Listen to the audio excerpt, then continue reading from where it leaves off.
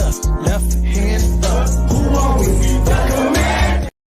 What is going on, ladies and gentlemen? It is your boy Sean Spencer, one half of that dynamic duo that is Let's Talk Football. And you see who I'm with. You see I'm with on this glorious Wednesday, straight from South Carolina itself, Will Kramer. What up, Will? What's going on? Another night. Oh, here we go. You know what's going on. He's on the agenda. The rumors. He's wearing his jersey. I mean, this is going to be your favorite offseason ever. Let's go. Let's go. Let's go. What's up, man? Oh, man, happy to be on here. Got some fun things to talk about here. We got some good rumors that could make us have the greatest Christmas of all in March. Yeah. Some guys that are pretty much named starters. I mean, we can pretty much lock it up that there's guys that have been named starters. Yes. Oh, gosh. Then, okay. Let's go. Oh, here we go. Since our last game against you was a win, I will post this. I was going to say, why are you giving him airtime? Why are you giving that comment airtime? Because the last time he posted that, I said I was going to clip it because we did get that dub. But yes, Will, we are here. Yes, it is the off season. Don't worry, Dallas. You will be here soon. But we have a lot to talk about. We appreciate you guys being here with us on this Wednesday. But hey, Will, let's get right into it. Scott Turner.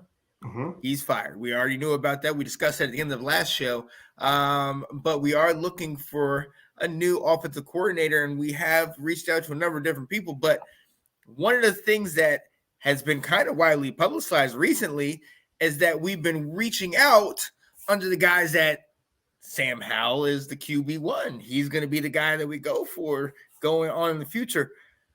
Is that a smart move? Like, what do you think about that? I got some thoughts on it. Does that make you happy? I mean, this is your guy. This is what makes you excited.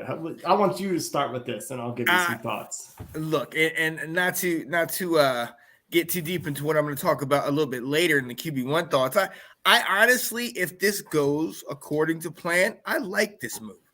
Honestly, let's do that. Let's say this is where we're going to the future. If we stick on this path. You know what I mean? Next year is one of those type of years that's like, we're not going to be favorites to win it all. You know, we might not even be favorites in our own division. So it's kind of like, it's not saying it's a throwaway year, but it's one of those years that we can experiment with things. Let's start from the beginning with a guy that's in-house and go with it. So telling our OCs, hey, look, this is the direction we're going. I like that.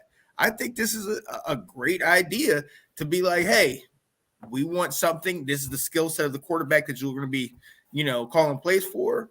Let's lean in that direction. So me personally, I like that. I'm trying to push down the bias. Will, I'm trying hard. I can't stop the Phoenix from rising.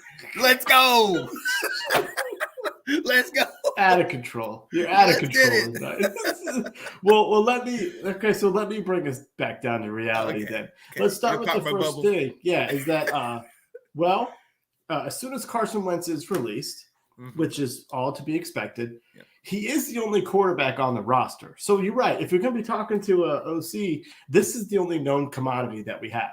Very true. Unless you want to count Jake Fromm, who they gave a futures contract to. But let's not hope that Jake Fromm is even our third-string quarterback. Oh, no. Like he can play practice squad. So Taylor Heinicke's a free agent. Carson Wentz is going to get released. So, yeah, this is the only guy that we have on the roster as of today. So there's that. The other part is that I do like about this is we're writing to or talking to folks saying, hey, how would you use this guy? How would you take a young quarterback and design an offense that would make him thrive, make it so that he is, not asked to do too much? What would you do with his skill set? And so I do really like that part of it. You're really kind of getting a chance to dive into what a potential offensive coordinator would do with the talent that we have. And then last thing, Ron has mentioned he goes, if the best way to build a team is through a quarterback on a rookie contract. All right. And so he has that right now. And how much of an advantage would it be is if Sam Howell is able to be his quarterback, is on that rookie contract, making $900,000 a year, you can build all the pieces around him. Let's compare ourselves to what Philly did in 2020. Mm-hmm. Started Jalen Hurts at the end of the season, but he showed capability. Yeah. He showed some of the similar stuff that Sam showed. I don't want to make it seem like I'm comparing the two, saying, well, Sam Howell is going to be the next Jalen Hurts. Or better. It's essentially what Philly did, where Philly said, all right, well, this guy seems capable. We're going to see what he can do. He's going to be cheap. And if he doesn't work out, then we're in the market to really go after somebody. And they were able to, build some pieces around him. They drafted Devontae Smith. They made some plays around him. And the other thing is, let's think about this. For the last 2 years, Taylor Heineke has won about has gotten us to 7 wins, 6 wins, 7 wins. All right. Taylor got us 5 wins this year, Carson 2, Sam 1. If we can be just mediocre with who we've been trotting out there, we not at least be a 500 team with Sam Howell? Right. So if it's giving you that chance to A, evaluate him, and B, build around him, which we'll get to later in the show, but add the pieces that are necessary regardless of who's the quarterback, that's not a bad thing either. So it kind of, like you said, it kind of makes sense to say, this guy could be our future. How can you use him? Exactly. I mean, look, and why not be transparent and kind of be like, hey, here we go. Do you see the skill set? You have to do whatever you can to kind of attract these OCs, because a lot of people, we'll discuss this a little bit later, a lot of people have been kind of like, thanks, but no thanks. You know what I mean? And, start asking questions. Well, what is that? Is it the coaching staff? Is it that we have talent on the team? Or is it that dark cloud that still is hanging over our head, having Dan Snyder in charge? So, honestly, I with this, hopefully we keep it this way. They've proven, like you mentioned, that Taylor Heineke has not, or maybe he's proven in his play that he's not going to be the guy. Mm-hmm. He will not be the guy unless our guy gets hurt and then we put him in. We've shown that year in and year out, especially over the last 2 years, but let's go with it. Let's see. Hey, I'm all for it. So they got my vote of approval. It's smart. It's smart to do your due diligence and get a chance to see how they would utilize what we have, what little film they have. But more important, like I said, how would you build something with essentially Sam Howell is going to be a rookie next year. He's just had a year of learning under his belt. So how would you take care of a young quarterback and make him successful? So I like it. Absolutely love it. But like we said a little bit ago, one of the reasons why some of these you do need to kind of, prop somebody up to say, here, look, we do have talent, is because we are still under that ownership of Dan Snyder and his wife. That whole entire still hanging over our heads. But, ladies and gentlemen, there have been talks. The sale is supposedly coming soon. March. I mean, as soon as March is what they're saying right now. And we know the names that have been out there. Bezos is, probably the most prominent. Josh Harris has been out there, different investment groups. But I've heard Bezos potentially might be out, and Josh Harris, the owner of the Sixers. Yeah. And, he might be moving up in the rankings, or at least as, the top favorite to take us. What do you think, man? Or what have you been hearing? Well, the biggest news is, and this was actually dropped by JP Finley. He wrote it in an article Monday night, was that the folks that have submitted have been told that Snyder is selling a majority of the team. Could be 100%, but regardless of this is not a minority ownership. This is you are getting the reins. So that's the biggest nugget. I mean, this is Christmas for us, Sean. We are about to have the greatest moment of our post Joe Gibbs, Redskin lives here. Let's go. Getting rid of Snyder out of here. So this is coming. It seems like it's coming. But yeah, so there was an article that came out by Front Office Sports, and they said that initial bids were due in December. We kind of knew that. And they said the first initial bid was for $6.3 billion, which is, the rumor is Snyder wants 7. But this was just like you're getting your foot in the door saying, I've got the cash, I've got the investors, this is what we're looking to do. This is our first thing. Like you mentioned, the big news in that is there was no Jeff Bezos involved. Right. All right. Now that doesn't mean that he's out. It just said that he didn't put in his initial offer. Because let's be honest, this is money's going to talk. And he may have silently said, I'm willing to go up to this, or he may say, this is what I'm going to, offer this. And he can come in at the last minute and say, oh, they're giving you 6.8. I'm going to give you 7.5. And, but also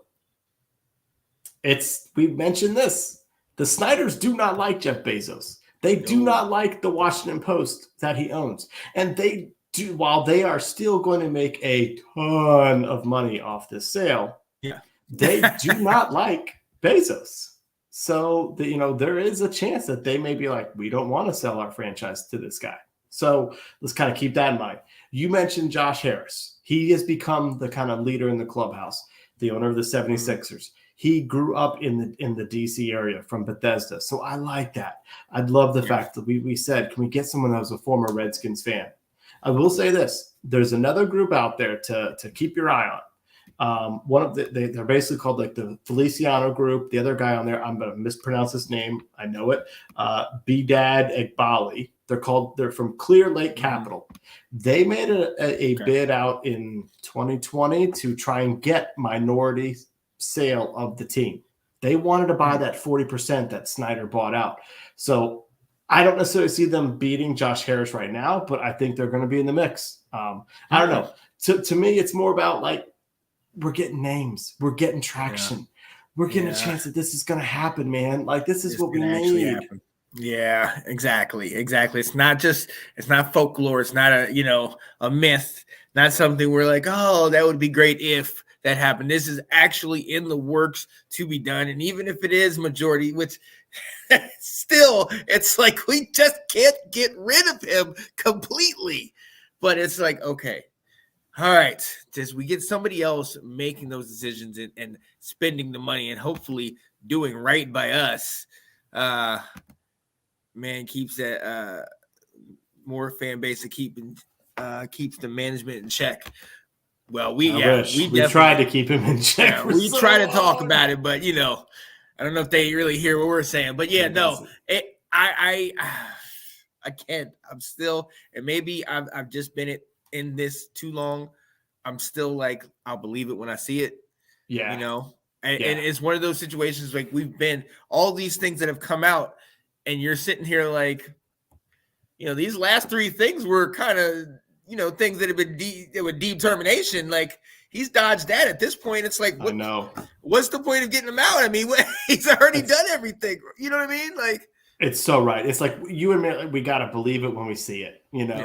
I'm excited for this. This certainly could be, and there's an ownership meeting in March. And the other thing about this is we do need to have some like type of resolve over this because the new league year starts and we kind of need to know what are we doing in free agency? How much money do we have to spend? Now I do know the league does not like to take away. They don't like distractions.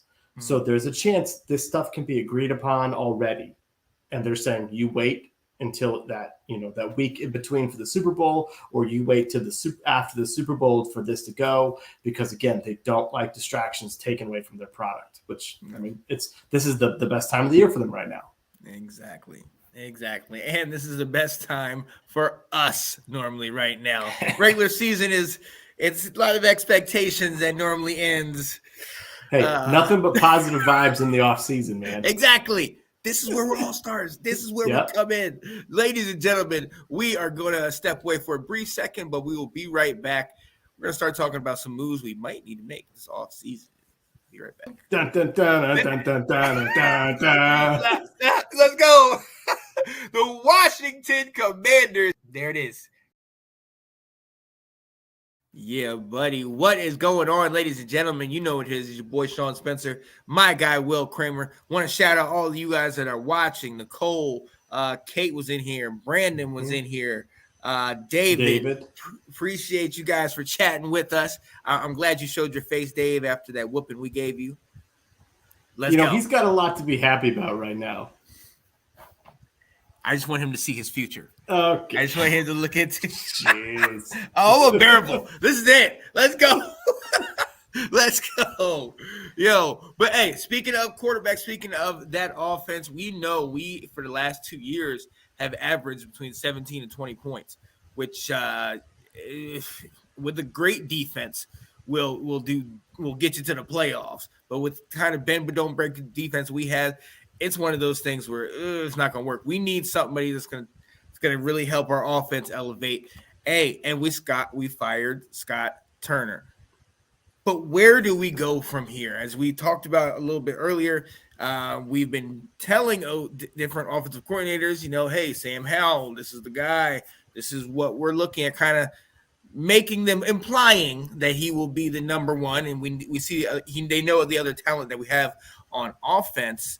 But when you really look at it, Sam Howell, if we do go in that direction, you and I talked about, is kind of a little bit like a little better Taylor Heineke, kind of the best of maybe Carson Wentz and Taylor Heineke. So not too different from kind of what we were doing. And you asked an interesting question. Did we move maybe a little bit too hastily on firing Scott Turner? I hate to be the one that looks looks like, oh, wait a minute, because people are starting to reject us. So, I mean, what do you think, man? Well, Sean, I want to first publicly praise you for what you just said there. You just said that Sam Howell is just a slightly better version than what we trotted out there. I'm honest. You are. I'm proud of you. But that's very important to recognize, because you look at what we have, and one of two things. Ron Rivera likes seasoned coaches. Yeah. While he had Scott Turner as his OC, he knew him. Scott was the QB coach in Carolina too. He's familiar with him. So he likes veteran coaches, which means we're probably not getting these hot shot guys, and we've talked about it. The other thing is, what do we have to offer an offensive coordinator to be attractive?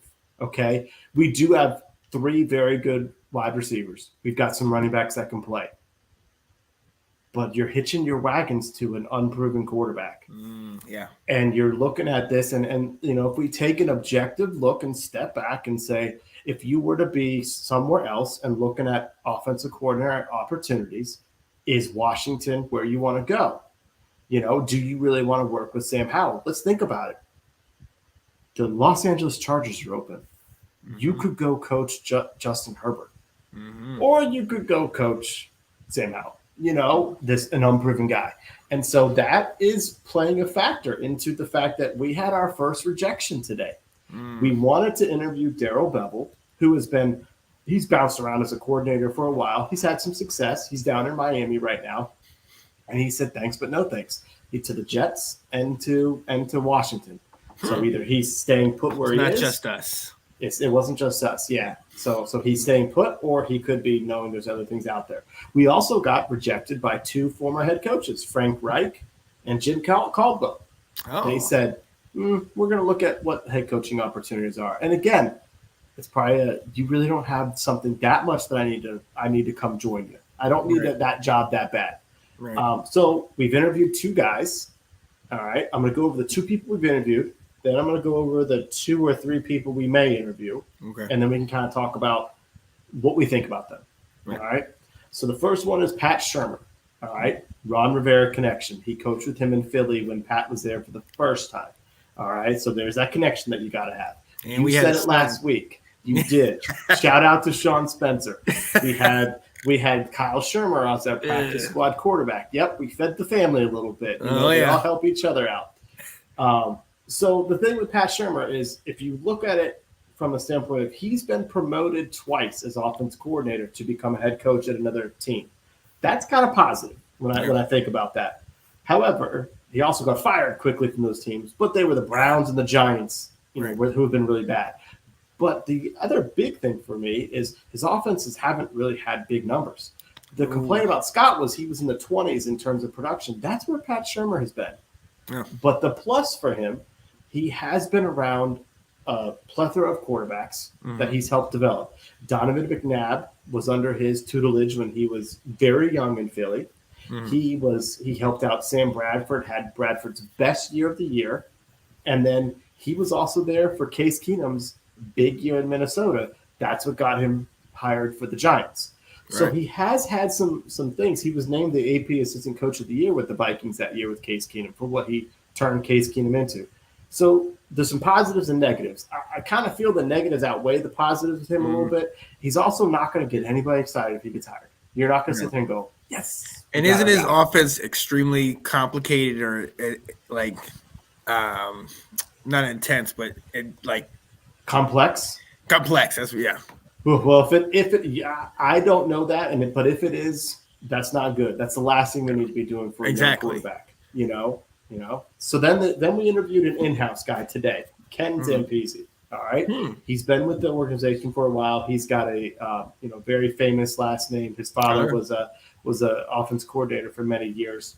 He's been with Sam Howell for a year now. So you kind of wonder, what's his relationship with Sam? How well does he know him? Is he also going to be able to keep that Ron Rivera heavy run game? Because he's been a part of that. My only thing is he's well traveled. He's been around for a while and hasn't been an offense coordinator. Why? Right. So those are the two that we've interviewed. We have put in a request for a couple folks. First one is Charles London. He's the quarterback's coach in Atlanta. He's also going to be the offensive coordinator at the Senior Bowl, which that's not bad to get that insight and see some of these guys. But he's never done this before. He's never called plays before. We've also asked to interview, and I might mess up this guy's last name, Eric Studesville. He is the Dolphins running back coach and assistant head coach. He's been kind of traveled around a little bit. But what I like about those two guys is they're coming from offenses that good to pick their brains. Mike McDaniel, this guy's the running back coach, and he turns people like Jeff Wilson into productive players. Yeah. Want to find out why. Charles London, I want to kind of hear, he's been around Arthur Smith now for a year. Kind of want to hear what does Arthur Smith like to focus on, because he's had a good, pretty good run game in Atlanta. Then the last one, and this is the one that I told you about off the air last week. It's gained a little bit of traction. Is could Eric Bieniemy be an option for us? Yeah. He's never called plays in Kansas City, which is why he's not a head coach. Everyone wonders why. He's not a play caller. And look what happened in Denver when they hired an offense coordinator that wasn't a play caller. Exactly. Disaster this year. So could he potentially come to Washington to get that opportunity? Now, I will caution this. I am concerned about Andy Reid castoffs. He's burned us twice now with Donovan McNabb and Alex Smith. So I got concerns when Andy Reid said, hey, you want to go to Washington? Washington, you want this guy? It's like, no. And didn't Leftwich just get fired as well? He did. There's another one. No word yet on whether we've reached out to him yet. Kind of with Bieniemy, that's kind of more like a connecting dots type thing. Exactly. All right, so of those names, what do you think? Well, first of all, definitely not Shermer, just because of what you had mentioned. Like, we do not need. Oh, I've heard that it was complicated. And shout out to Tina Winter. She was on the roundtable talking about Shermer just yesterday, and saying that one of the things that was the issue between this year and with Brian Daboll and Daniel Jones, as opposed to the previous years when he had Shermer, was that offense was so complicated. It wasn't, Daniel Jones wasn't able to just kind of read and react, if you will, on the fly. So that kind of, pushes me away, but I understand the connection. You already know Zambezi name, that rings a bell, and you're just like, wait a minute, I know you from where, you know what I mean? Like keeping it in-house, and I like that because it was likely to be cheap. Keep in the house, keep with that familiarity, if we've known him. So it's not, because the only thing I have a problem with is we're always going to be dealing with, let's bring in a guy, and then he has to get a year under his belt where he knows the guy and he's getting comfortable with him. If we're going to go ahead and start with somebody in-house as quarterback, why not do something real hush-hush and get a guy in-house, let him work with him so that I feel like if we get a guy in-house, they'll be more apt to say, Sam, what do you like? What are you thinking? I know from working with you kind of what directions you're in. let's see what we can do with X, Y, and Z. Yeah, So good point. that, you know what I mean? So that's kind of where I'm thinking. I mean, if we're going to go with Sam Howell, if we're going to bring in somebody else and maybe, do whatever, applies to that situation. But with this, I think it would probably be best to stick with somebody in-house, but we'll see. We'll see, because there are other names that are out there. Like I just mentioned, Byron Leftwich and, whatnot. Let's see what direction Ron and them want to go. Because like you said, they want to do this run-heavy offense, but to the point you and what was it, Jack made on the last show, why are we sitting here claiming to be run heavy, even though that's our identity from the past? If we have what I dabbed the posse 2.0, you know what I mean, with Terry McLaurin, Curtis Samuel, and Jahan Dotson, why aren't we trying to take the top off with these guys? Right.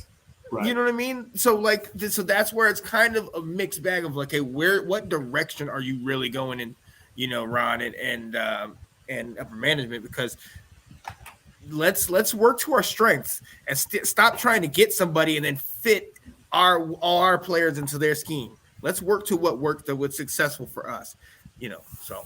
Right. I'm kind of with you too, kind of leaning. It's like Shermer's the more known name, but it's like he's not really going to excite you too much. And it's like, all right, well, if it looks like we might be rolling with Sam Howell, are you that much further along with a coach who already knows what he's done for a year and who's been coaching him? So it's like, I'm not excited about Ken Zampese, but it's like, of all the names we're not going to be excited about, is that better for us? Right.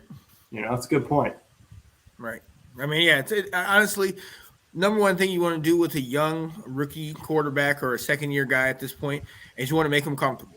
You know what I mean? Keep him around people that he knows. That's why I always harped on that relationship with him and De'Ami Brown, because I wanted him to get comfortable. It's like, all right, we're cool. You've been here. I'm here now. We're good, So that's kind of what I'm leaning on. So we'll see. I mean, obviously, we will definitely be talking about this all off season. But this does lend to the question. I mean, we're talking about telling OCs that, hey, this is going to be our guy. Sam Howell's going to be our guy. And after that performance, all right, let's be honest. We know as Washington fans, it takes one game for us to really kind of jump on these guys like, oh, here we go. And even when we fight it, we still buy jerseys of these guys. Okay. So Will, you know how excited I am. So I'm going to let you go first on this one, because I am excited, but I'm trying to taper it down to be realistic. So what are your thoughts since 1 week removed from the Cowboys game? As we've seen, the Cowboys can play. They were obviously playing possum with us. What do you think, 1 week later, now that some of the rumors have come out and everything like that? Yeah. Well, we talked last week about, some of the basically retread, quarterbacks that are out there, but then the playoffs happened and Lamar Jackson didn't show up for his game, and Tom Brady showed up, but he didn't show up on the field. Right. There's two guys that we could bring to DC. Let's go. Right. Yeah, man. I'm all in. Sam Howell can ride the pine. We're going to go get somebody ahead of him. We're going to go get Tom Brady. Oh, my goodness. He doesn't like expense. He doesn't need expensive contracts. He's a team player to know that we can build the offensive line with him. He's looking for a team that has a solid defense. We're almost there. That's championship ready. I think we're ready. I think this is going to be the Peyton Manning 2.0 signing when he went to Denver to ride out the end of his career. And I'm completely kidding about all this. I was about to say, That make me crazy. I was to be like, man, what are you on, man? Hold up. You hang out with Jack before the show? What's there up? is no way Tom Brady is considering DC. And wow, Lamar Jackson, it's so funny that PFT commenter has been the one that started all this Photoshop season and all these. And he puts out a new picture of Lamar in a Commander's jersey going, is this real? And he would cost so much money or draft assets. And so, or just assets. And so I'm at the point where, we talked last week about who could be available. I mentioned, like, are you looking at, the the Jimmy G's, the Jacoby Brissett's, the Sam Darnold's, the Baker Mayfields. And I'm at the point where I don't want to spend the assets on that type of quarterback. That if we can get by and win 7 games with the Taylor Heineke type, then let's build elsewhere. And let's build the team up and go with it. So I'm at the point now where I'd rather be people wearing the jersey that you have on and seeing what do we have. I'm still a little bit leery, wondering, again, this is Ron, what could be his last season. This is his put up or shut up year, potentially new owner, year 4 of the coach. So it's like, is he really going to rock with Sam Howell? But I just think we're at the point now where you got to do the patient approach and say, what do you have in house and what can you do to make him successful? Oh yeah. And I'm gonna harp on my guy. I'm gonna say go Sam Howell. And it's not because of North Carolina, it's because of, like I mentioned before, we need to come into an off season with faith in somebody. You know what I mean? Like, even when we got Carson, it was still all the offseason was, do we really believe in him? Can he do it? And then OTAs came and he was struggling. Fitzmagic, we never, even through the preseason, we're just like, he'll turn it on during the regular season, right? And he didn't even last in the regular season. It didn't last a game. So I like that we're in this direction saying this is who we're going to go with. Let's go. Now, as far as that being said, once Carson goes out, that $28 million, once some other moves start being made, we know that Deron Payne wants to get paid. And, that's obviously a conversation we'll have, but if we were to put some money into that, then you start talking about some pieces, some foundational pieces that are being built around. Like you talked about, we can win 7 games. Over the last 3 years, we have won 7. We could have easily dipped and been a 4 or 5 win team some of those years. If you look at some of the years we started where, 1-6 in 2020 and last year, 2-6 at one point. Yeah. And then this year, 1-4. You know what I mean? So it could have very easily gotten to the point where we're down to 1-8, 1-9 and completely out of the season, but we've still been able to keep in there. Yes, that's coaching, but that's also the players that we have buying into the system. Coming towards the end of the year, the guys are buying in. So I just feel like let's build on that. You know what I mean? We have a guy in here. We don't know what we're going to do with Taylor, but if we do keep Taylor, let's have a true competition at quarterback, see what happens there. But let's build an O-line. Let's build a D-line or just solidify the D-line, get everybody healthy. Let's get some true linebackers in here to pair with some of the guys we have. And then let's just bolster that secondary, get everybody healthy. Let's build up. I know we're going to talk about this. So don't share too much. Yeah, I know. Yeah, but I'm just saying with the premise, I just say we stick with the guy we have because we got to look, we can't keep beating our head against the wall, spending money on these quarterbacks that aren't going to shape up and get it done. And that's what we have done over the last several years, not just the last 2 years. We look at 2020, like you mentioned earlier, we got Alex Smith. How much money did we pay into that? And then unfortunately everything happened the way it did. And thankfully he was able to come back, but as a shell of himself. Yeah. You know what I mean? So, but even when you look at that Steelers game that we won was because that defense was so dominant, held them 6 straight plays at the goal line in that game. And, they gave our offense the opportunity. So let's build that up. We know what we have. Let's build that up and start Sam Howell.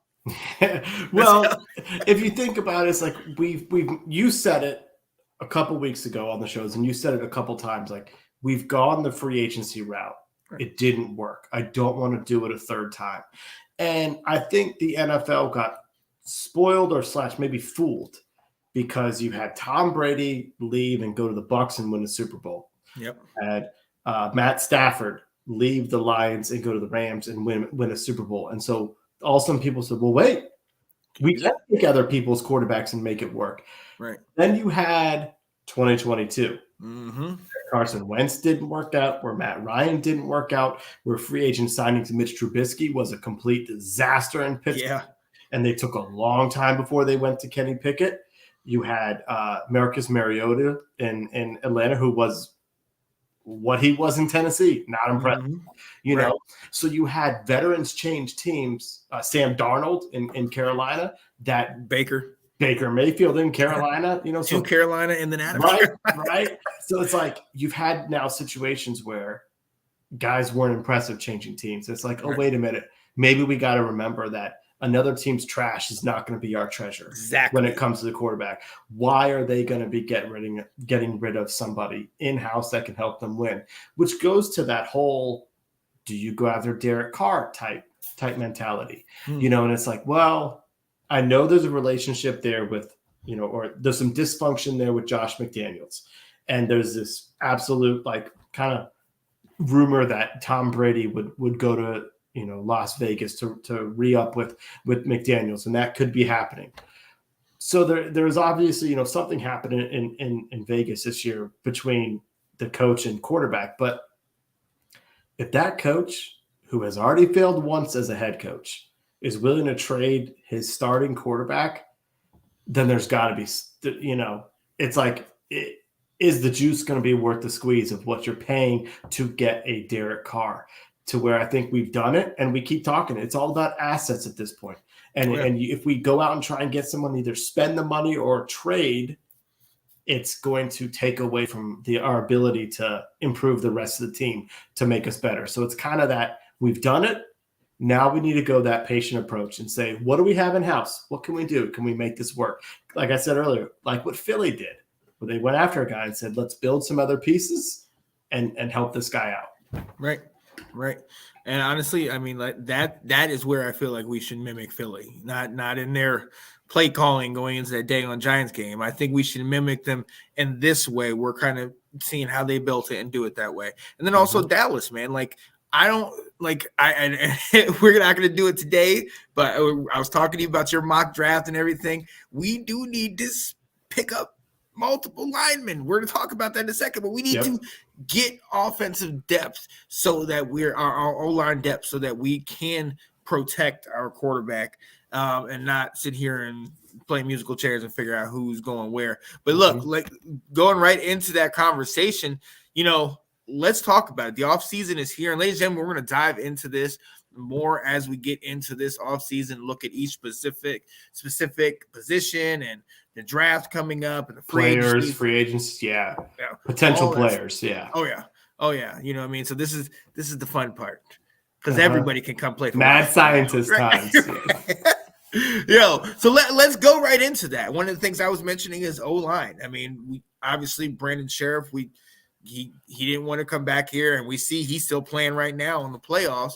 And then we were able to get Norwell and Trey Turner, and you know they were in and out this season.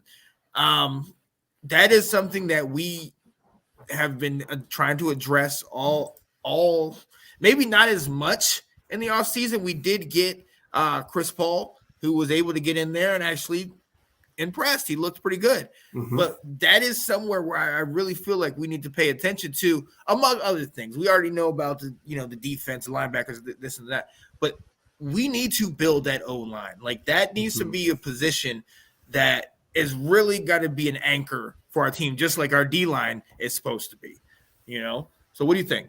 Yeah, I think you're right. You know, we were talking a lot about mimicking what Philly did with their quarterback, but I think we need to mimic what the Giants did in building their team this past offseason, where they said, you know, they finally had their left tackle that they drafted a couple years ago, Andrew Thomas. He really rose this year. He became a very good player. He kind of hit his potential, but they used one of their draft picks, their top 10 pick on another tackle to solidify the other side. They also went out and signed a free agent guard, Glowinski, you know, one of the guys we had talked about for Washington. And they recognize we got to do something to help our run game, to give our quarterback time to pass. And I think that's one of the things we need to be looking at. They have already mentioned that there's a good chance we're going to be looking at improving our interior of the offensive line. You know, there's a couple ways we can do it. And this is just, like you said, we're staying high level, but, you know, maybe we slide Sam Cosmi in that right guard. And now we've got a tackle that we need to open up and replace. And then we either need to get another guard, or Chase Roulier and Tyler Larson haven't made it through 2 seasons now. Do we need to be looking at another option at center or have someone ready? Look at what Philly did. They drafted a center in the second round this past year. So when Jason Kelsey retires at the end of the year, they've got someone who's been in the system for a year to take over, and he came and played a little bit this season and he had some good moments. So it's like, you got to be looking a little bit like that to say it's not sexy to draft a center or a guard early, but is that what we need to be doing to kind of set ourselves up to give Sam Howell or whoever's taking snaps a good chance? So I think number one priority in the offseason is to shore up the offensive line. Absolutely. I mean, another guy that's playing this weekend is Trent Williams, who obviously is well known as one of the best left tackle in the game. Obviously, we know his history with us, but we had him, and since then we have been searching, for that position that obviously, as we know, has been lifted as the position in the NFL, especially on that O-line. So that's something that we need to look at, and there are several guys that we can potentially kind of fit in there. But I mean, again, it has to go with our scheme and everything like that. But let's keep going from there. We know we have we're pretty solid at wide receivers, so that's not a priority. I actually am going to jump in there. I think there could be. All right. And here's my thing. It's not a priority. So you're right. And we've got 3 receivers, but this is Curtis Samuel's last year on his contract.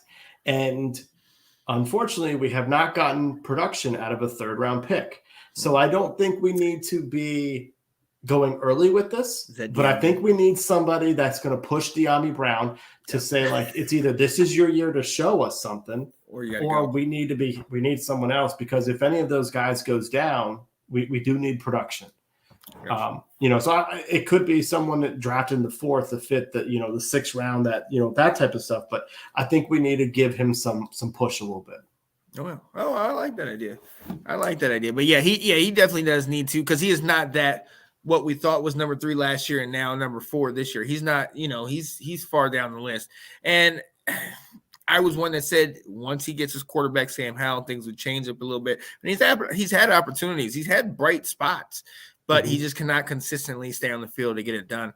But what about running back? Since, I didn't think wide receiver, but you said something there. But what do you think about running back? Like Gibson, is he? Obviously he got hurt midway through the season. I didn't even realize that he got hurt, but I did recognize that he was out later in the season.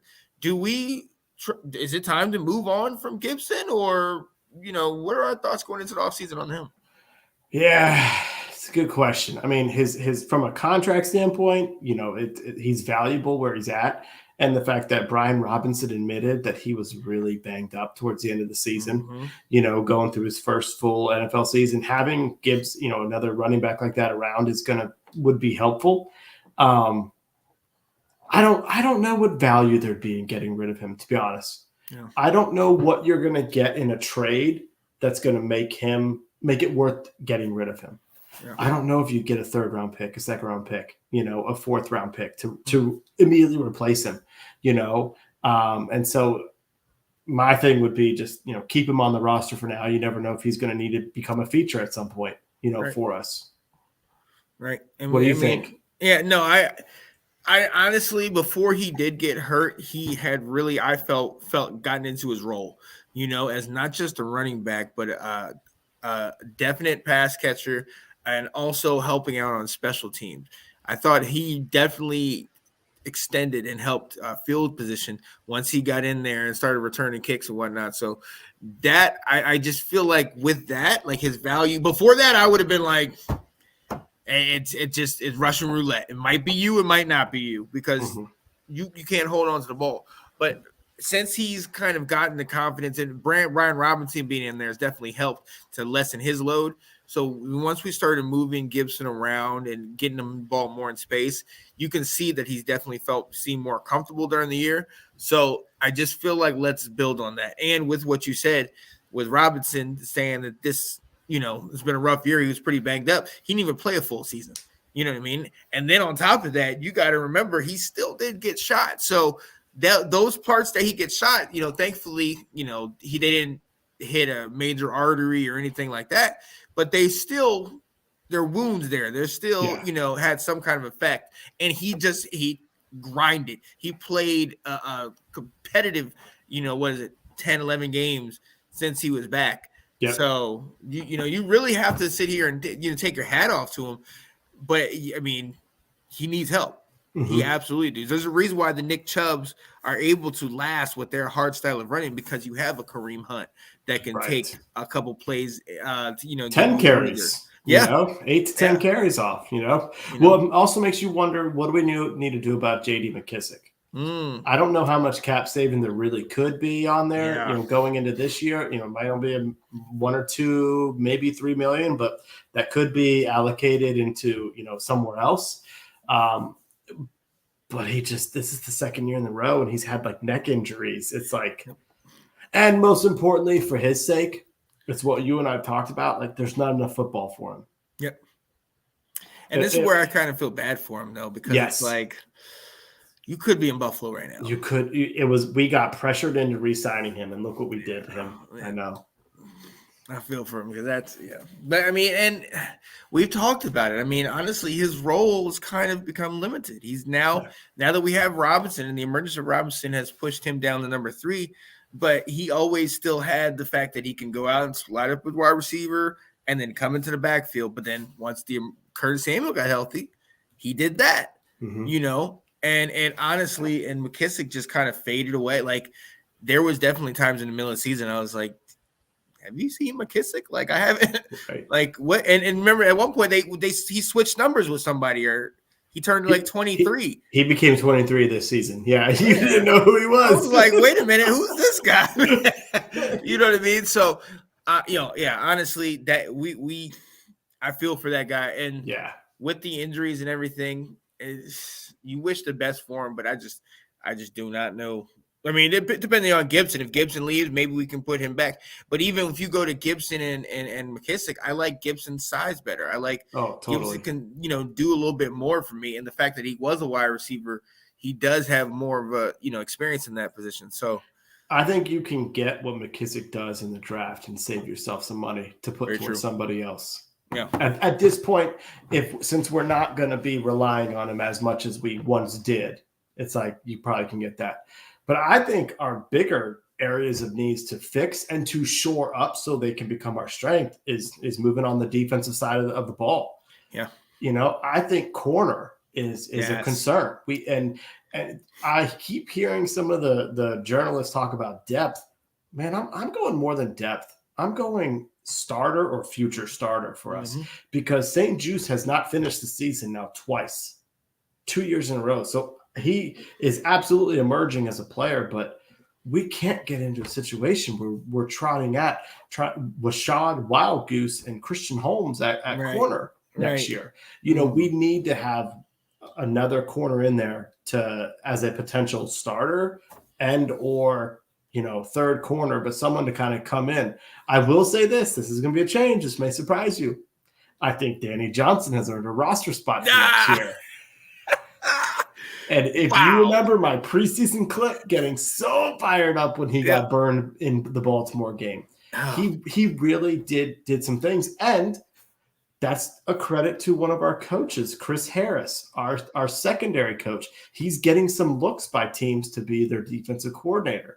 And one of the things they talked about is the emergence of St. Juice and Danny Johnson as 2 players that he has been teaching who have flashed on film. So, so I think Danny Johnson can be our dime, our 4th corner, but I need a 3rd, and I need someone who can help us. And I would even take Christian Holmes battling somebody else. I would draft 2 corners in this draft, one earlier, one later, so that they can push each other too. More depth, I think, is necessary. Oh, absolutely, absolutely. And we were looking at some of those guys. I think it was Gordon out of Washington last year. We were looking to get him at corner. We hindsight's 2020, but thankfully we got Jahan Dotson. Yeah. But I know there's that cornerback Gonzalez, I think, out of Oregon. Yeah, definitely want to look in his direction. No, I agree, man. We definitely need to get somebody in there. But then it also goes back to what you were saying. A lot of these corners they play that press man, and we play a lot of zone. So it's kind of like, you need more of a hybrid guy that can, play both or is focused on zone. So it'll be interesting there. But I mean, let's go to the obvious elephant in the room in linebacker. Mhm. You know, I shout out to my guy Cole Holcomb, always gives the best effort. That we talk about Mr. Moral Support, that he would be that of the Washington Commanders, Mhm. but unfortunately this year he was not able to complete the season, and it was a little bit of growing pains for Jamin Davis. But then Jamin Davis, started to show up. You saw that it appeared to click Yeah. for him, so much so that he was calling the plays at one point. And then you get to the point where he gets hurt. Mhm. So much so at the end of the season, we're going with guys by the name of Milo Eifler, David Mayo, and surprise, surprise, Kaliki Hudson, who in that last game against Dallas was covering a post route or a go route and running toe to toe with the wide receiver. And you're like, or step for step, and you're like, oh, okay. Where did this come from, Mr. Michigan man? Right. So that is somewhere, and shout out to the last three guys that I mentioned, Mayo, Eifler, and Kaliki Hudson. We'll see what happens with Hudson, but that's another place where I'm like, give me somebody that's experienced. Give me somebody that's a threat that can control the defense. I'm not telling you to go back and give me Mike Singletary, but give me somebody like that that's feared, that can control that whole thing and let the front four be able to do their thing and them to not have to worry about what's going on behind them. You know what I mean? That's what we need, and to stop fooling around and going cheap here. This is where we need to spend up and get, in my opinion, with everything working with Howell and quarterback, this is where we need to spend up and kind of figure it out. What do you think, man? Yeah, well, I'm with you in we need to be bringing in somebody to, we've got one starter in Jamin Davis, who's going to be our starter next to him, and then we need some depth. And so whether, we're going to need to draft one or two linebackers, and one or two that fairly high that we think can play a role here. Yeah, I mean, I don't know about spending a lot of money on the position, but we'll kind of see who comes available. I mean, I will say this, there's some rumors that Buffalo has spent some money on their linebackers, and they're going to have to let Edmonds go as a result of it. That they don't have. And oh my gosh, would he be crazy? Come on, you get now. Davis and Edmonds, let's go sideline to sideline. Let's go. Let's go. I like that. That would be nuts. But I think, I may be, okay with it. You bring Holcomb back, you let him play alongside Jamin, you get someone in the draft fairly early, or at least someone in the draft that can come in and play. Right. And help out. So that maybe you have a rotation of them. We talked about it, the rotation that we had at defensive tackle the year before. We had four guys who could play, and they would come in. So maybe we're able to kind of rotate some of those guys. But I do think depth is a concern here, whether we need another starter, depending on who we come up with, and then we need some guys who can be developed. And if Kaliki Hudson can battle to be that 3, that 4, that 5, great. Show me it next year. I'm not going to go by one game against Dallas. Exactly. We only do that for quarterbacks. Right. All right. Let's go. I agree with that. And I mean, I honestly think we do need to focus on it. Maybe not spend a lot of money, but we definitely do need to focus on that. If anything else for the depth, because we need to make sure that if one of our top guys go out, then our next guy come in there's not that much of a drop off, if any. Right. Right. So and that what is happened scheme wise, because when David Mayo came in, it was like run it or pass at him, folks, because he can't cover anybody. Right. And that's the problem. Now we became exposed too much. Yeah. Mm-hmm. So yeah, that's where we stand in that. And let me ask you this: going towards the special teams, obviously Tressway is locked. He's no question about it. Joey Sly, he has missed a number of extra points. And I'd say he's maybe 65-35 on field goals. He has a leg. We've seen he can hit. That Philly game, he hit 2 over 50 yards that were huge. But some of these extra points, these easy extra points, he's missing. I mean, mind you, it's at the 35, so maybe it's not easy. But for an NFL kicker, that should be automatic. Do we look – I know we dealt with that last year. I don't want to continually have a revolving door of kickers, but do we look elsewhere? Maybe a young guy from the draft or something? Well, I do think he signed a 2-year contract. Yeah. So I do think he's under contract. But I mean, I've never been opposed to training camp pressure or just another kicker to take the load off your kicker Yes. at training camp and kind of see what else somebody has, in there. So if a situation happens like Joey Sly pulls his hamstring, after a blocked extra point, chasing somebody down, you got someone that's already you're familiar with. So I think they should bring in someone to give him some competition, but I would imagine that he'll be back next year. But we saw the Joey Sly that he was supposed to be this past year. We had, when he joined us, he was like automatic, and we're like, whoa, look at this. This was a little bit more of the Joey Sly. He has a leg. He can make a lot of kicks, but he's going to miss some, and he's going to miss ones that you go like, really? What? That's the one that we missed? So, yeah, he's not your placeholder, but as we saw from the wild card game, other teams have some problems with kickers too. It ain't just us. It's not just us. So yeah, that's definitely something that we could potentially at least bring somebody in house to see. I've got a position that I think could become something we got to look into, and that's defensive line. They really need to do some smart sleuthing right now because you've got Deron Payne, who has made it no secret that he wants to get paid. Yeah. So is that going to be with us, or do we need to be spending $20 million on a defensive lineman when we have the following year, Montez Sweat will be up for free agency, and the following year after that, Chase Young will be up for free agency. Right. So now you're getting to the point where you got to play the long game here and look at what do we need on the roster. And the other thing would be, so you look at our defensive line, the interior part of it, right now we've got Allen, who's our Pro Bowler, our stud. Okay. Payne had a phenomenal year and became much more of a pass rusher. Mm-hmm. Next year we'll have Ridgeway and Fedarian Mathis. They are more of your space occupiers to let, Allen, rush. They're not going to be making penetration. They're there to your run stuffers and that type of stuff. They stay at the line of scrimmage. Right. They occupy blockers.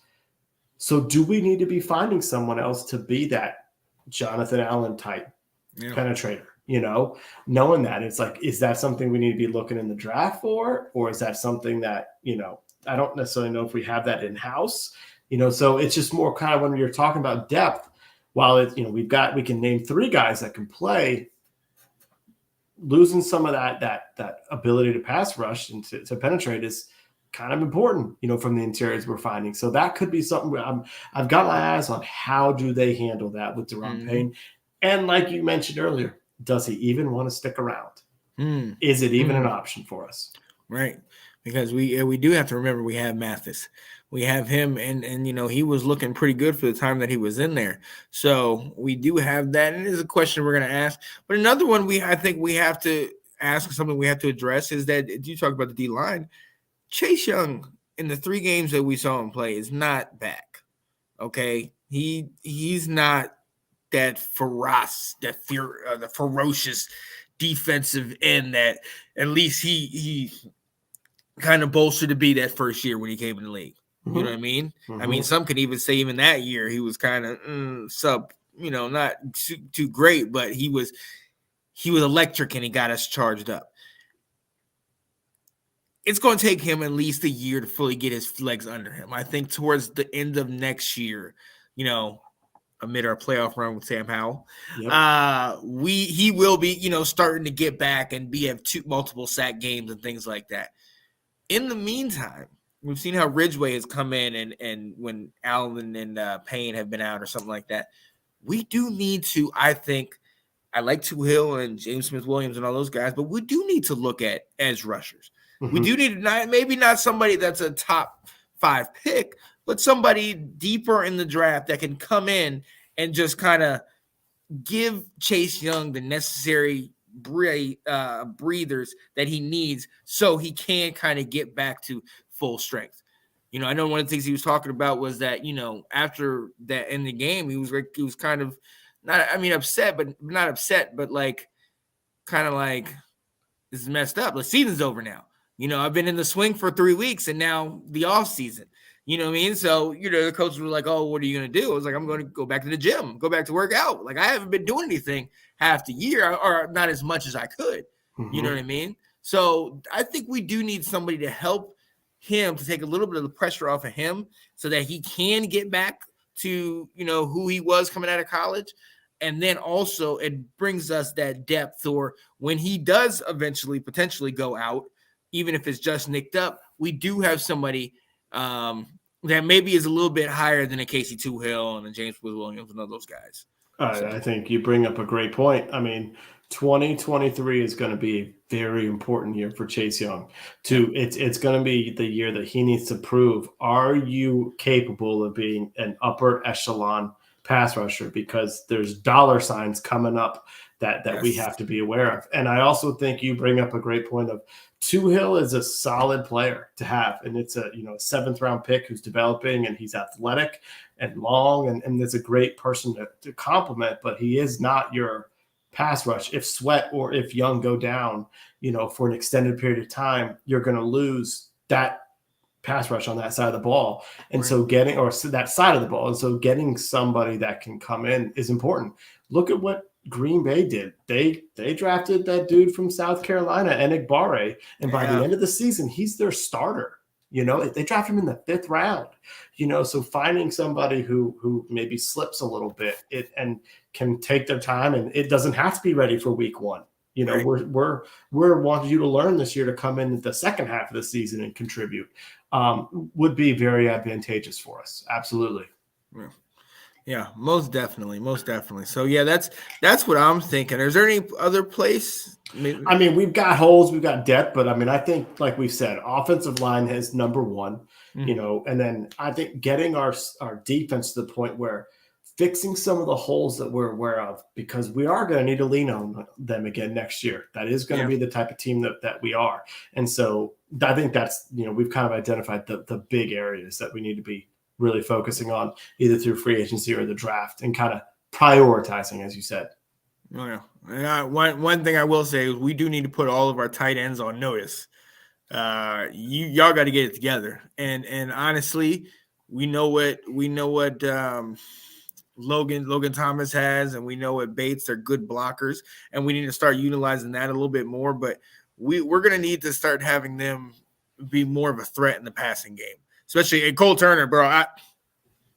Come on now. Yeah. How many years did we give Samus Reyes, and he wasn't even supposed to be as nearly as good as you are, Cole Turner? You need to get that stuff together, because Monty Rogers has already kind of usurped you in the depth chart, in my opinion, because you haven't shown me anything this year. So massive disappointment. Yeah. So, well, there it is, ladies and gentlemen. And hey, this is just the beginning. Just the beginning. The first episode of the 4th season, the second off season. We will be going. Second off season? Yeah. Third off season. Is it the third? We started 2 off seasons ago, because last year was the whole. Is it season 5? Is it still season 4? I don't know. I got to go back and look. I'm gonna figure it out. So we're gonna be here all season. We're gonna try to start bringing in the draft, start talking about different prospects, different free agents. Once that stuff's coming up. But as for right now, a lot of things are just focused on the games. As you've seen, ladies and gentlemen, the first wild card weekend is over. Unfortunately, Dallas did get the W. Not surprised, because that Tom Brady-led team was not that great. I'm for the Dallas win, man. I told you that, because that means Dan Quinn has a chance to leave. It keeps Sean Payton from going there. Another year of Mike McCarthy and Kellen Moore. Good job, Dallas. Oh, yeah. Oh, absolutely. Unfortunately for you, Dallas, I just went into the future, and I got a little preview of your fate this Sunday. It's in a different stadium, but you get the gist. Go to get to the quarterback here. Prescott takes off running the football. Whoa, I don't think this is going to work out. It will. They'll be able to clock this. They were planning for it. It's down. Oh, my gosh. Oh, the official gets in the way. The game's over. Gosh. The game is over. Oh, he did. Oh, they're going to look at this. It's going to be over, because the umpire has to touch the ball. Of course, that's ridiculous for a game to end like that, Jim. Wow, I am livid if I'm a Cowboy fan and if I'm a Niners fan. That's the end of the game. The game is over. The game is Go. Yes, had to run that in its entirety. I saw Janae, you might be in the comments, so I hope you liked it. All right. And if y'all win, I will go into hiding. All right. Yeah. But look, ladies and gentlemen, hey, this is Washington Football Weekly. We appreciate you being here with us one more week. We will be back next Wednesday to bring you more of the news and notes in the Washington community. More talk about my guy, Mr. Sam Howell, starting quarterback. Let's just go ahead and speak that right now. Let's go ahead and do that. Hey, for me, your boy Sean Spencer, my guy over here, Mr. Will Kramer. This is Washington Football Weekly. We will be with you next time. Peace, everybody. Have a good week.